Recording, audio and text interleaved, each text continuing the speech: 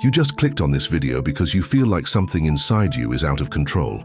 That wild force that pushes you towards decisions you later regret. That desire that seems to have a life of its own and leaves you a prisoner to your most primal urges. Listen up, because in the next few minutes I'm going to reveal Carl Jung's secret about male desire that 99% of men can't handle. It's like having a raging river flowing within you. If you don't know how to channel that force, it will overflow and destroy everything around you.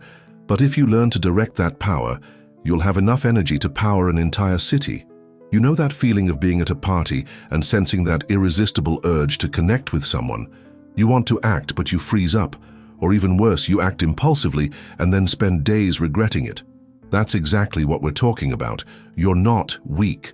You just never learned how to handle the most powerful force within you. The truth is, most men live a life of quiet desperation. They feel this energy pulsing but don't know what to do with it. Some try to repress it. Others let it completely take over. Both paths lead to the same place: frustration, guilt, and that feeling that you'll never be the man you could be. Can you relate to that? Let me tell you something few people know. After more than 10 years diving deep into Jung's analytical psychology and applying these principles to male development, I noticed a pattern that almost no one can decipher. Jung discovered something about male desire that is so profound, most modern psychologists prefer to ignore it. It's ultra-rare knowledge that can completely transform your relationship with your own power. Understand this: desire isn't your enemy. It's the vital force that moves you. The problem is you never learned the difference between being moved by it and being dominated by it. It's like the difference between riding a wild horse and being dragged by it. Both involve the same powerful energy, but the results are completely different. Now I'm going to share with you the 5 pillars Jung discovered about male desire. Each one is a key to unlocking a different level of self-mastery. Pay close attention because this isn't abstract theory. It's practical knowledge you can apply today. First pillar: the archetypal nature of your desire. Jung discovered that male desire isn't just biological. It has deep roots in what he called the collective unconscious. Imagine that within you exists an ancestral program refined over millions of years of evolution. This program has a purpose: to ensure your survival and propagation. But here's the problem: you live in 2025, not the African savannah. Your primitive brain still thinks it needs to compete with other males for scarce resources. It still thinks it needs to constantly prove its worth. That's why you feel that compulsive need to impress, to conquer, to dominate. It's not weakness. It's ancient programming operating in a new world. The key is to understand this without judgment, to recognize that this force exists and has an evolutionary purpose, but that you can choose how to express it in the modern world. Does that make sense to you? Second pillar: the role of your shadow. This is Jung's most misunderstood concept. The shadow isn't just the dark side. It's everything you've repressed to be socially accepted, including aspects of your desire that were deemed dangerous or inappropriate. Think about it. Since you were little, you were taught to be good, polite, controlled. But what about that wild part, that natural aggression, that raw, primitive desire? All of that was pushed into the shadow. The problem is, what you repress doesn't disappear. It manifests in distorted ways. It turns into explosive rage. It turns into addictions. It turns into that feeling of emptiness even when you get what you want. Jung said you need to integrate the shadow, not destroy it. It's like making peace with a powerful enemy and transforming them into an ally. When you embrace these rejected aspects, they stop sabotaging you and start serving you. Can you feel the difference? Third pillar: the difference between instinctive desire and purposeful desire.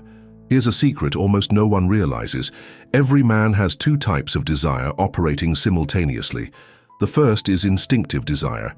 It's that immediate visceral urge that comes from your reptilian brain. See it, want it, take it. It's pure impulse without direction. The second is purposeful desire. It's when that same energy is channeled into something greater than yourself. Jung called this the process of individuation. It's when you stop being a slave to your impulses and start using them as fuel to build something meaningful. The difference is subtle but crucial. Instinctive desire leaves you empty after it's satisfied. Purposeful desire fills you even during the journey. One enslaves you, the other liberates you. Which of the two is commanding your life right now? Fourth pillar, how to integrate your wild side without becoming its slave. This is where most men fail. They think they need to choose between being the straight-laced guy or the out-of-control bad boy.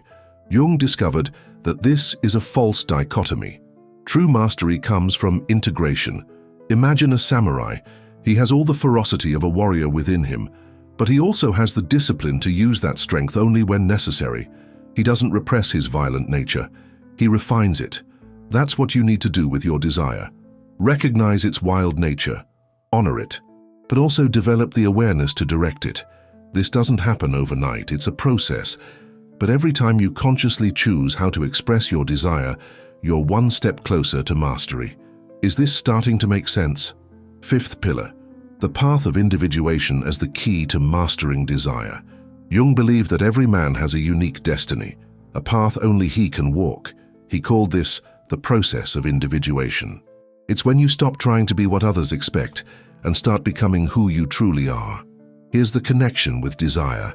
When you're aligned with your deepest purpose, your desire transforms. It stops being a chaotic force that pulls you in every direction. It becomes an internal compass that always points to your true north. You still feel attraction. You still want things.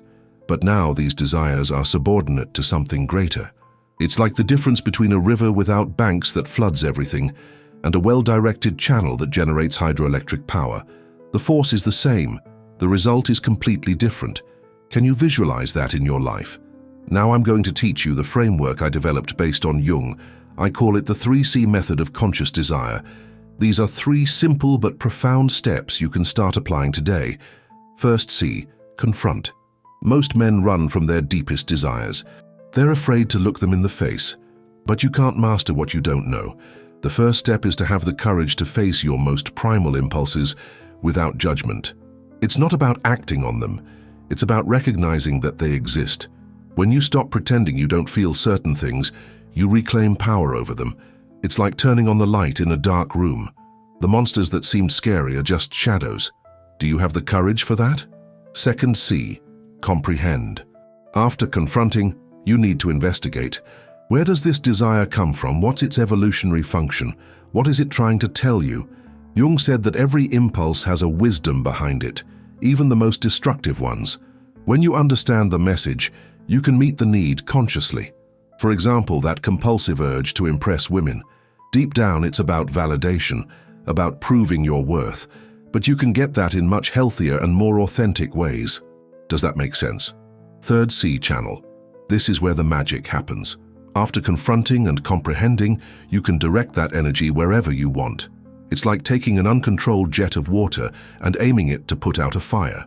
The force remains the same, but now it's serving a purpose. Your desires can be the fuel to build the body you want, the business you dream of, the relationships that fulfill you. It all depends on how you channel that energy. Are you ready to take that control? I know what you might be thinking right now. This all sounds very complex.